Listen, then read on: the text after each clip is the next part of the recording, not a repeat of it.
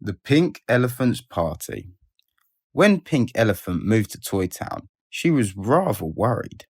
"I hope I shall make new friends quickly," she said, as she unlocked the door to her new home. At first, Pink Elephant was busy settling in. She moved the furniture around until everything was exactly in the right place. Then she put up brand new curtains, hung her favourite paintings on the walls, and filled her vases with bunches of summer flowers. "How lovely everything looks," sighed Pink Elephant happily, and she sat down to admire her new home. "It's very quiet in Toy Town," thought Pink Elephant as she gazed out of the window into the empty street. "I have an idea," she cried, jumping up. "I'll have a party and invite everybody in the street. That way, I will soon make new friends." So, there and then, Pink Elephant wrote out a huge pile of party invitations for the next afternoon. Then she ran up and down the street, popping an envelope through every letterbox. The rest of the day, Pink Elephant tidied up her front garden. She mowed the lawn and swept the path. She polished the knocker on the front door and put the numbers back on the gate because they had fallen off. The next morning, Pink Elephant got up very early and baked all kinds of lovely things to eat. After lunch, she decorated the house with balloons and coloured streamers. Last of all, she put on her party dress and then waited for her guests to arrive. Pink Elephant waited and waited, but no one came. She waited until it was past tea time, but not one single guest arrived. At last, she opened her front door and walked down the garden path to the gate. What a surprise the Pink Elephant got. There were crowds of toys walking past with armfuls of presents and cards. "Where are you going?" shouted Pink Elephant as they walked by. "To Pink Elephant's party," cried a furry rabbit as he waved the invitation in the air. "But the party is here at my house," said Pink Elephant. "Why are you all walking past?" "You live at number 31, the rabbit answered. "And the invitation says number 13. "Oh dear," gasped Pink Elephant. "I must have put the numbers back on the gate the wrong way round." How the toys laughed. They all crowded into number 13. Pink Elephant gave a wonderful party and made lots of new friends. The end. The Little Lost Hedgehog. Miss Hedgehog had such a large family that she had to wash lots of clothes every day. When the weather was warm and breezy, all 10 young hedgehogs lent a hand, and the washing was done in next to no time. "Today is perfect for washing our clothes," said Mrs. Hedgehog, as she gave everyone a job. "2 of you scrub the clothes, 2 of you rinse off the soap, 2 of you wring them dry, 2 of you hang them on the line, and 2 tiny ones hand me the pegs." Very soon, all the dirty clothes were clean and bright and hanging on the clothesline in the sun. "We all deserve a rest," smiled Mrs. Hedgehog. So she sat down on the grassy bank near the clothesline, took off her hat and put it down by her side. All her little hedgehogs sat beside her with glasses of cool lemonade and buttery biscuits. "How lucky I am," thought Mrs. Hedgehog, "to have such helpful children." All of a sudden, she gave a squeal. "There are only 9 of you. Where is Baby Hedgehog?" The young hedgehogs put down their lemonade and biscuits and began to search at once. They looked everywhere in the house, in the garden, in the meadow, in the wood. They even looked in the empty clothes basket. "Baby Hedgehog can't have disappeared," cries Mrs. Hedgehog. Very worried, he was sitting right next to me on the grassy bank eating his buttery biscuit. The rest of that day, all the hedgehogs searched long and hard. The sun began to set behind the hill, and soon it would be dark. "We must have searched everywhere," sighed Mrs. Hedgehog as she wiped a tear from her eye. She sat down on the grassy bank near the clothesline and began to cry. Several of the younger hedgehogs began to sniff too. Poor Mrs. Hedgehog bent over to pick up her hat that she had left there since the morning, and what do you think she saw? Baby Hedgehog, fast asleep. He must have crawled under his mother's hat and fallen asleep in the sun. How the young hedgehogs cheered! They were so happy to find baby hedgehog. They made such a noise that their woodland friends nearby came out to join in the celebrations. The end.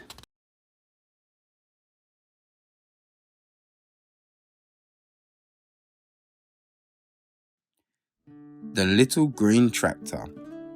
The little green tractor was very pleased with himself. All year long he'd been working very hard helping the farmer. In spring, he had pulled the plough, and in summer, he had taken all the hay back to the farm in his trailer. At harvest time, he had carried so many loads of corn that all the farmers' barns were full for the winter. "I think I shall go on holiday now," said the little green tractor to the farmer. "I've worked very hard all year and I need a change." The farmer looked very puzzled. He had never heard of a tractor going on holiday before. So early the next morning, the little green tractor drove out of the farmyard. Down the lane, they turned left onto the main highway. At first, the road was quiet and the little green tractor chugged happily along. A few cars and vans drove past him, and one or two lorry drivers waved as they went by. On and on went the little green tractor, until he came to a busy town. Here the road was filled with traffic, and everyone was travelling very fast. All of a sudden, the cars, buses and trucks screeched to a halt at the traffic lights, but the little green tractor just carried on. He had never seen a red light before and didn't know he must stop. What a noise the other traffic made. They blew their horns so loudly at the little green tractor that he almost crashed. As soon as he could, the frightened little green tractor turned off the main road into a garage and came to a stop. "How I wish I was back home on the farm," said the little green tractor. "Now I shall never get home." As soon as the garage owner saw the little green tractor, he was puzzled. "What on earth are you doing here?" he asked. "Have you lost your way?" The little green tractor didn't know what to say. "Our driver is taking a tanker full of fuel to your farm in 5 minutes. He'll give you a tow." So that is how the little green tractor got safely back to the farm. That night, the farmer filled the little green tractor up with fuel and checked his engine. Then he gave the paintwork a polish until it shined brightly. Nothing was said about the tractor going on holiday ever again. The end. Mike the Mixer. Mike the Mixer was brand new. His orange paintwork gleamed. His mixer was spotless. Even his tyres were perfectly clean. It was Mike the Mixer's first day out, and he was longing to get dirty. "I hope lots of people will want cement," he said to himself as he drove along the road to find some work. He hadn't travelled very far before he came to some major roadworks. On the left was a long queue of trucks and lorries waiting to dump their loads. "Have you brought any stone or tarmac to put on the roads?" shouted the man in charge. "Nothing at all," replied Mike, "but I'll fetch you a load of cement." "Don't bother," said the man. "We don't need any here. Now get out of the way." So Mike the Mixer hurried on until he came to a building site. "This looks promising," he said to himself, as he parked beside a pile of bricks and some sand. "Can I fetch you a load of cement?" Mike called to the bricklayer building the wall. "Too late," yelled the man. "We've almost finished for the day. Can you move your block in the way?" Quickly, Mike drove on and turned down the next road, where he found a man laying a new path in his garden. When he saw Mike, the man shouted across, "I've just mixed all this concrete myself, and now I've got blisters and backache. You should have come an hour ago." "Oh dear," thought Mike as he drove on. "I won't find any work there." All the next week, Mike tried to find something to do, but nobody wanted a load of cement. Mike was feeling very sorry for himself, so he drove around until he found a quiet street. He gave a deep sigh and switched off his engine. At that very moment, Mike heard a loud voice right beside him. "You're just what I need! A cement mixer is the answer to all of my problems!" A very excited baker was standing next to him, for Mike had parked right outside of his shop. "Today, I must bake the tallest birthday cake in the world," the busy baker explained. "I don't have a bowl big enough to mix the cake, and my poor arms will ache with all that stirring. Will you help me out?" Mike the cement mixer was thrilled. A job at last! The busy baker got to work at once. He loaded butter, sugar, flour and dried fruit into Mike's mixer. Then he tossed in 100 eggs and a whole box of spices. Mike started his engine and his mixer began to turn. The busy baker shouted, "Whoa!" when he thought everything was ready. Then Mike tilted his mixer and poured the cake mix into 11 giant cake tins. The cakes took hours to bake. When they were ready and had cooled, the baker decorated them with pink sugar icing, while Mike watched through the shop door. "Who ordered such a giant cake?" Mike asked the baker that night. "I have no idea," replied the busy baker, shaking his head. "We shall find out tomorrow." And find out they did. Next morning, the zookeeper arrived with some of his staff to take the giant cake back with them to the zoo. "Today is our giraffe's birthday, and we wanted a cake as tall as him." The baker and Mike were invited to the zoo and asked to join the party. "Could you stay and work for me and mix cakes instead of cement?" the baker asked Mike. Mike the cake mixer agreed at once. The end. It's 6 o'clock and we're ready for tea. But look, what's that? It's a runaway pea. He pinged off the plate with incredible force, then slipped and went splat in a puddle of sauce. The carrots and beans were all laughing with glee. "You didn't get far, you piddling pea." "Just watch," said the pea, "I've hardly begun. I might only be small, but I want to have fun." The pea shot away with a skip and a hop. Then into the dog bowl he fell with a plop. Climb, little pea, climb up the side, quick before Boris's mouth opens wide. The runaway pea jumped amazingly high, and so nearly landed in Boris's eye.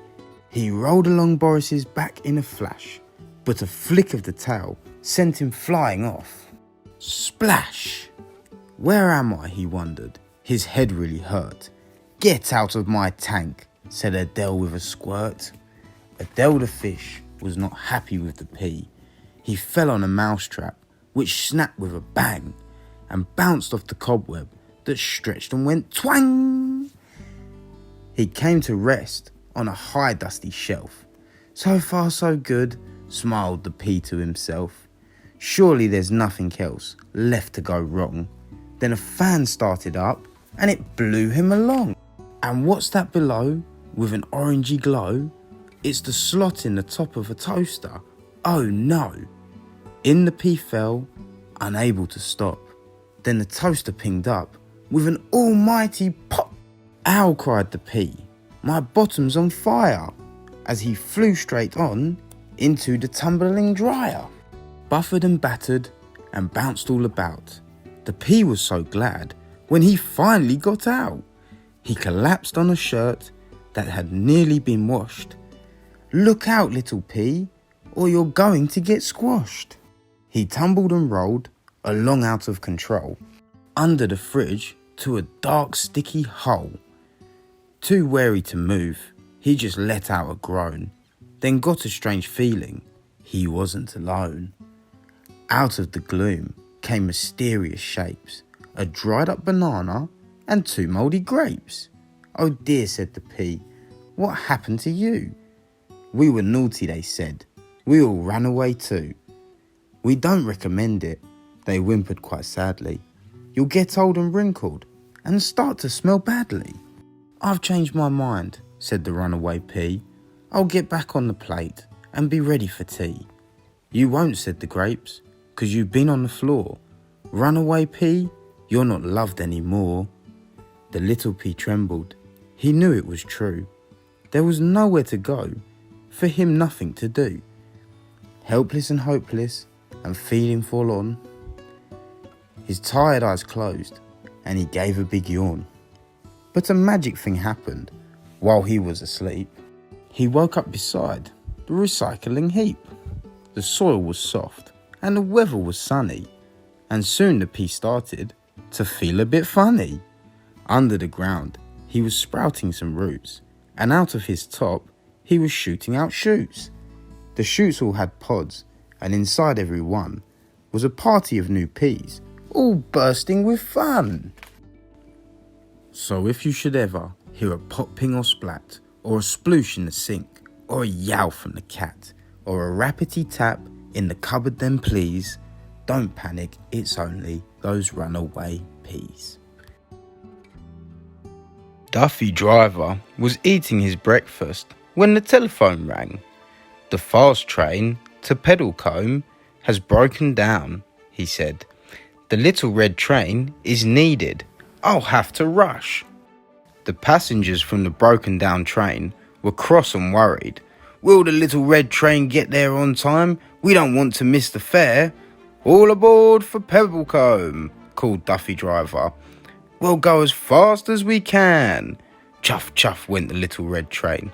Click, clack went the wheels on the track. The first stop was Newtown. Who's for Pedalcombe Fair? Shouted Duffy Driver. Quick as you can. A lady with a big box of strawberries climbed on board. Whoosh went the steam from the little red train. Click, clack went the wheels on the track. Click, clack, clickety, clack. Next, they stopped at Woodhaven. Jump on for Pedalcombe Fair, shouted Duffy Driver. A man with a crate of hens squeezed into the carriage. You're running late, he grumbled. We're doing our best, said Duffy Driver. Chuff, chuff went the little red train. Click, clack went the wheels on the track. Click, clack, clickety, clack. The little red train stopped at Castle Down. We're in a hurry, said Duffy Driver. This train's for Pedalcombe Fair. A gang of noisy children climbed on board. Chuff, chuff went the little red train. Chuff, chuff, chuffety, chuff. The next station was Old Harbour. Any passengers for Pedalcombe? Called Duffy Driver. Is this the right train? Said a boy with a great big dog. It is the right train, said Duffy. And we're no time to lose. Woo-wee, whistled the little red train. Chuff, chuff, chuffety, chuff. When they stopped at Hillside Station, there were 4 musicians waiting on the platform. We're playing at Pedalcombe Fair, they grumbled, and we're going to be late. In you get, said Duffy Driver briskly. We're going as fast as we can. Woo-wee, went the little red train. Woo-wee. The little red train went faster than ever before. Click, clack went the wheels on the track. Click, clack, clickety, clack. Slow down, said a lady with the strawberries. Slow down, shouted the man with the crate of hens. Slow down, shrieked the boy with the great big dog. Steady on, cried the musicians. Faster, faster, yelled the noisy children. But Duffy Driver couldn't hear anyone shouting. He shoveled more coal into the firebox, and the boiler made more and more steam, and the wheels on the little red train went faster and faster and faster. Clickety, clickety, clickety, clickety, clickety, clickety, clack. And right on time, the little red train pulled into the station at Pedalcombe. Out got the lady with her box of strawberries, the man with the hens, and the boy with the dog, the 4 musicians, and a gang of noisy children. They thanked Duffy Driver and the little red train for getting them to Pedalcombe so fast. Then they all went off to spend the day at the fair. Duffy Driver thought he would have another breakfast. You're the Little Red Express now, he said as he wiped down the fenders. Woo-wee, went the little red train. Woo-wee. The end.